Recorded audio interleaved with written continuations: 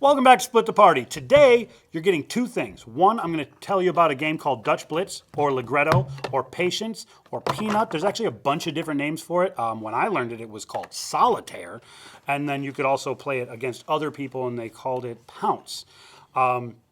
It's a really fun game. It's a great family game. We normally play it with 4 people. It is a great family game if you have a personal censor. If you can keep yourself from swearing and getting angry at your family members, because this is a game that incites rage. Basically, like in Solitaire, you're putting out piles, starting with the 1s, moving on up. These particular decks only go to 10. They are, despite the Christmas colored show that we've got here, they come in red, green, blue, and yellow. So you've got all 4 colors. The goal is to get this pile out here or over here.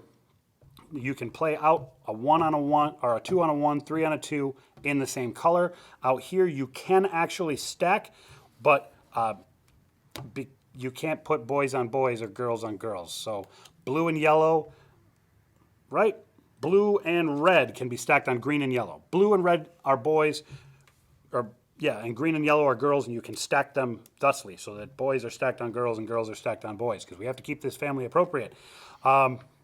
No boys stacking on boys, and girls don't stack on each other. You draw 3 cards, flip. When somebody says go, you start doing that, playing your cards as fast as possible, trying not to swear at each other. We got a whole bunch of house rules. Basically, the second thing that you're going to see is me get the crap beat out of me by these 2. So give me a moment to move this. And go. So you can see when these cards come out, and people are playing on the one that you wanted to play on, and you start really wanting desperately to swear at them. Yay, I can play one there. Trying to talk and do this at the same time, that's complicated. Hold up, what is this? That happens sometimes. So the game becomes more complicated as there end up with more and more piles out there of the same color, and you are trying to pay attention to what's going on. Generally speaking, you're not supposed to have what we call personal piles you put off to the side where nobody else can get to them. In this particular instance, I don't think that would be possible. Oh. Joe is really, really good at this game. Blitz. I am talking too much. So that is Dutch Blitz. It's a really fun game. You play at the end of it, you take your stack of cards that you didn't play, count them up. 1, 2, 3, 4, 5, 6, 7, 8.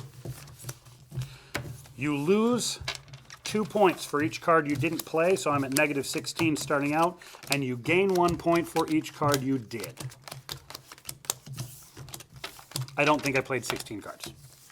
Yeah, I don't think I played 16 cards. So 1, 2, 3, 4, 5, 6, 7, 8, 9, 10. I go in the whole 6 points. 15. Joe got 15. Steve went forward 3. We jot that down on a piece of paper. Now you played, generally we played 75 points. We do have a house rule that if anybody ever ends up at negative 75, the game's over and they win, but you can't drive at it like I'm just going to sit here and watch you guys play until I win. You can't do that. You got to be actually playing the game. But this is a fantastic end of the night game. For whatever reason, it really gets your adrenaline running, and we like to play it after a long night of gaming before we're all trying to go to bed. You get all jacked up and you're swearing at each other and you're throwing cards off the table, and the table will get physically moved around. The cards are all over the place. You can't wear rings when you're playing this game. It's like spoons. This is full contact solitaire for friends who know that they can stay friends through anything. You should buy it. It's really inexpensive. It's a fantastic game. If you don't have access to get this, you can just get 4 different backed decks of playing cards as long as they're the same size and go through and play it that way. It is endless amounts of fun.